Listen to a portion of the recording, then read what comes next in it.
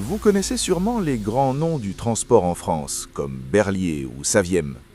Mais saviez-vous qu'il y a une autre marque, presque oubliée, qui a marqué l'histoire du poids lourd et des véhicules utilitaires en France? Une marque qui, à son époque, était une véritable référence dans l'industrie du transport, mais qui pourtant a disparu dans les méandres des fusions industrielles des années 70. Unique. Créée au début du XXe siècle, Unique incarne l'innovation et l'ambition industrielle de la France dans le domaine des poids lourds. D'abord constructeur automobile, puis pionnier dans la fabrication de véhicules utilitaires, Unique a su s'imposer comme un acteur clé du transport en France jusqu'à sa disparition progressive au sein du groupe Fiat et sa fusion avec Iveco. Dans cette vidéo, nous allons retracer l'histoire fascinante d'Unique, de ses débuts à Puteaux, aux grandes années où la marque s'est imposée sur les routes de France, jusqu'à sa disparition dans l'ombre des géants de l'industrie européenne. Alors, attachez vos ceintures, on part dans un voyage à travers l'histoire d'une prouesse industrielle française.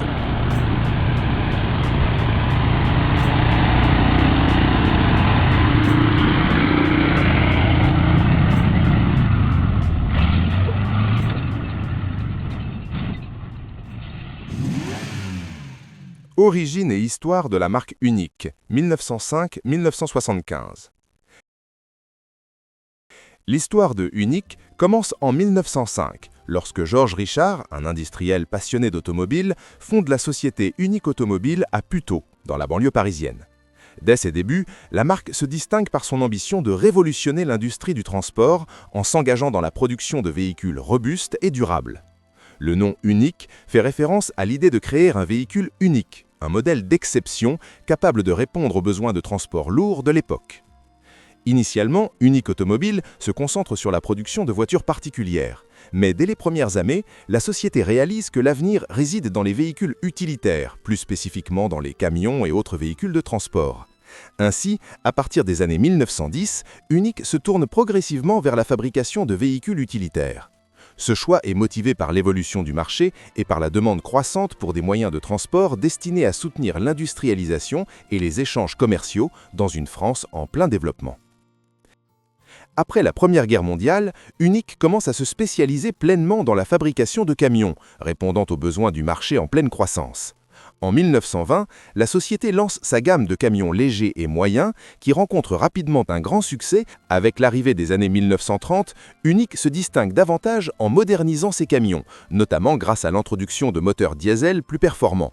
Les moteurs diesel, particulièrement efficaces pour les trajets longs et les transports lourds, deviennent l'un des points forts de la marque. Ce choix technologique marque un tournant dans l'histoire de l'industrie du transport, car il permet à Unique de se positionner comme un acteur clé dans la construction de véhicules utilitaires lourds. La société reste également fidèle à son principe de conception robuste, privilégiant des matériaux résistants, ce qui lui permet de se faire une solide réputation dans le secteur. Les années 1950 marquent l'apogée de la marque. Unique devient alors le deuxième plus grand constructeur français de poids lourds, juste derrière Berliet, et se place parmi les grands acteurs européens. Ce succès est largement dû à la politique d'innovation constante de la marque. L'introduction de ces moteurs permet à la marque de renforcer sa position sur le marché des poids lourds, notamment dans les secteurs du transport longue distance et de la logistique lourde. Unique devient ainsi un acteur incontournable du transport en France, tout en consolidant son influence à l'échelle européenne. Les camions Unique, notamment les modèles ZU, connaissent un véritable succès. Cette période de croissance et d'innovation dans les années 1950 et 1960 est marquée par l'expansion de la marque et son investissement dans des usines modernes.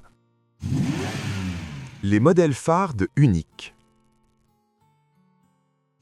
Le modèle M1.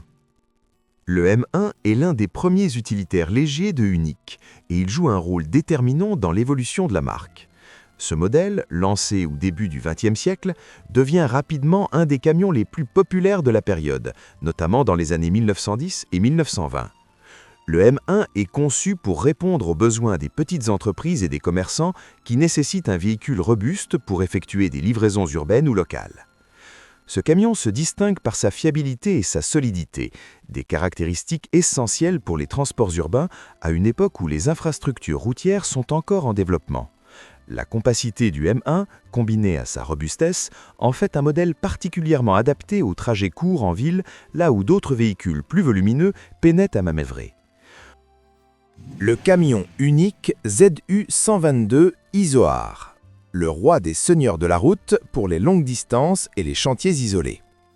Ce 6 cylindres en ligne de 10,8 litres environ développait autour de 160 chevaux. Pas le plus puissant, mais le plus équilibré en couple à bas régime. Sa vraie force, la cabine Longchamp restylée de 1956 avec ses ailes joufflues intégrées aux portes, qui offraient une visibilité exceptionnelle et une aérodynamique qui réduisait la conso sur autoroute naissante. Les pros du BTP l'adoraient pour sa sobriété légendaire. Injection directe unique brevetée qui fumait à peine à froid, démarrait par tous les temps et un vrombissement caractéristique reconnaissable à des kilomètres. Ajoute une boîte 8 rapports, 4 plus réducteur pneumatique présélectif, ultra maniable pour l'époque, et tu avais une machine fiable sur les chantiers montagneux ou les livraisons rapides. Un camion qui chantait sans tousser. Le unique ZU 121-120, celui qu'on surnommait le travailleur discret des chantiers BTP moyens et lourds entre 12 et 19 tonnes. C'était le pont entre les petits ZU et les gros porteurs. Point technique fort, moteur 6 cylindres ZU avec composants en aluminium pour alléger le bloc. En plus, injection directe unique plus filtre à huile auto-nettoyant qui avait pour but un entretien réduit et fiabilité sur les chantiers poussiéreux. Contrairement à l'Isoar plus routier, le ZU 121 brillait par sa polyvalence chantier. Une excellente répartition des masses, moteur bien en avant de l'essieu avant pour une tenue de route stable chargée ou à vide, et un châssis qui encaissait les surcharges temporaires sans broncher. Pour les pros du terrassement ou du gros œuvre, c'était le camion qui tenait le pavé sans broncher sur les pistes défoncées. Le camion unique Isoar T270, le monstre de puissance de la fin de l'ère 100% unique. Lui, c'est un tracteur lourd avec le fameux moteur V8 carré de 14,9 litres de 270 chevaux à 2600 tours minute. Sa spécificité majeure est une boîte renforcée unique 8 vitesses qui encaissait l'abus sans siffler et un couple énorme dès les bas régimes pour tracter des semi-remorques sur les cols ou les chantiers en pente. Ce n'était plus le camion sobre et discret, c'était la brute pour le gros BTP, les transports exceptionnels ou les chantiers d'infrastructure. Les anciens disent que c'était le premier où tu sentais vraiment la réserve de puissance quand tu chargeais trop. Un passage de relais vers l'ère Fiat Iveco, mais encore avec l'âme française costaude. Il y en a ici qui a déjà conduit un ? Le unique ZU de la série Col, Galibier, puis Morens, Tourmalet, là c'est pas un modèle unique, mais la famille mythique des cols français. Ce qui les rendait spéciaux pour le BTP montagneux, moteur suralimenté, plus calandre à 4 projecteurs renforcés pour les nuits sur chantier. Le point technique différenciant, c'est la standardisation extrême des pièces. Une seule culasse pour 2 pistons sur 4 et 6 cylindres, ce qui réduisait les coûts de stock et de réparation sur les chantiers éloignés. Pour les pros, ces camions étaient les montagnards. Couple à bas régime pour grimper chargé sans patiner, refroidissement optimisé pour les montées longues et une cabine Longchamp qui protégeait vraiment du froid. Un camion qui ne te lâchait pas à 2000 mètres d'altitude. Le camion unique Fiat 190, le géant polyvalent qui a dominé les chantiers lourds et les gros TP français dans les années 80. C'était le camion qui répondait au code routier français encore permissif, 19 tonnes sur 4x2, alors que le reste de l'Europe était bloqué à 17-18 tonnes. Sa spécificité technique reine, le moteur Fiat 8210 en ligne 6 cylindres de 13,8 litres, d'abord atmosphérique à 260 chevaux, puis turbo-compressé, poussant jusqu'à 330-352 chevaux selon les versions. Ce bloc était une vraie brute de couple, ce qui permettait de tracter des semi-remorques de 44 tonnes ou de monter des bennes sans jamais forcer, même sur les chantiers en forte pente ou avec du matériau dense. Contrairement aux anciens V8 uniques purs, comme le 340A, ici la philosophie change. La fiabilité extrême sur longue durée, certains font encore 1,5 million de kilomètres, l'entretien simplifié grâce à la standardisation Iveco Nocente et une cabine type H ultra spacieuse avec double couchette, inosorisation améliorée et visibilité panoramique, un vrai gain pour les conducteurs qui enchaînaient les chantiers isolés et les nuits sur place. C'était le pont parfait entre l'âme française costaude des vieux uniques et la modernité italienne. le dernier vrai unique lourd avant que tout devienne Iveco pur. Beaucoup d'anciens disent que c'était le camion où tu pouvais charger sans réfléchir et qu'il rentrait toujours à la base, même sur les plus gros chantiers d'autoroute ou de barrages des années 80. La fusion et la disparition de la marque Unique. Le rachat par Simca et Fiat. L'histoire d'Unique prend un tournant majeur en 1952, lorsque le constructeur automobile français, Simca, rachète la société. Ce rachat permet à Unique de se développer davantage, mais marque également le début d'une série de changements pour la marque. Simca devient ainsi la nouvelle maison mère, et Unique continue son développement dans le secteur des poids lourds, tout en bénéficiant des ressources de Simca. Cependant, ce n'est que dans les années 1960 que la véritable évolution se produit. Fiat entre en jeu et en 1966, la marque italienne devient actionnaire majoritaire d'Unique.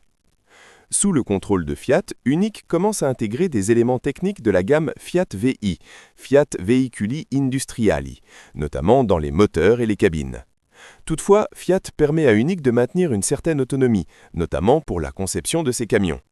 Ce n'est qu'à partir de 1970 que Fiat impose davantage de changements, notamment l'introduction de la cabine avancée Fiat Type H, un modèle plus moderne et confortable pour les conducteurs, marquant la fin des anciennes cabines à capot caractéristiques de la marque Unique. C'est également à cette période que le moteur diesel V8 V85S est développé, représentant un énorme progrès pour les camions de la marque. Cependant, la rationalisation industrielle entamée par Fiat et l'intégration progressive des éléments techniques de Fiat VI entraînent la disparition progressive du nom Unique au sein de Fiat. Dès les années 1970, les modèles Unique commencent à être intégrés dans la gamme Fiat sous des noms comme Fiat OM, et la marque perd progressivement son identité propre. Création d'Iveco. Le processus de fusion entre Fiat, OM, Lancia, Unique et Magirus Deutz en 1975 marque la naissance d'Iveco, un groupe industriel européen de poids lourds. C'est la fin pour Unique, qui disparaît en tant que marque autonome dans l'ombre d'Iveco, un constructeur destiné à représenter l'unification de plusieurs marques européennes dans le domaine du transport. L'intégration d'Unique au sein d'Iveco met fin à plus de 70 ans d'histoire de la marque.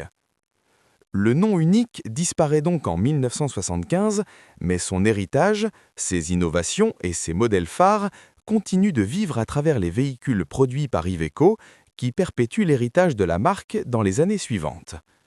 L'intégration au groupe Iveco permet à Unique de bénéficier des avancées industrielles et des nouvelles technologies du groupe Fiat, mais la fin de la marque Unique marque la fin d'une époque.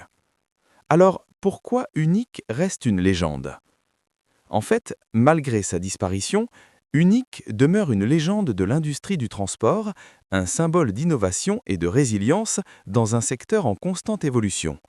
La marque a laissé une empreinte indélébile dans l'histoire du transport lourd en France qui continue de captiver l'imaginaire des passionnés.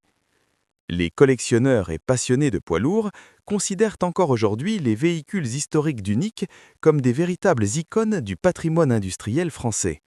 Les véhicules de la marque sont particulièrement prisés par ceux qui apprécient l'évolution du transport routier et de l'industrie automobile en France au XXe siècle.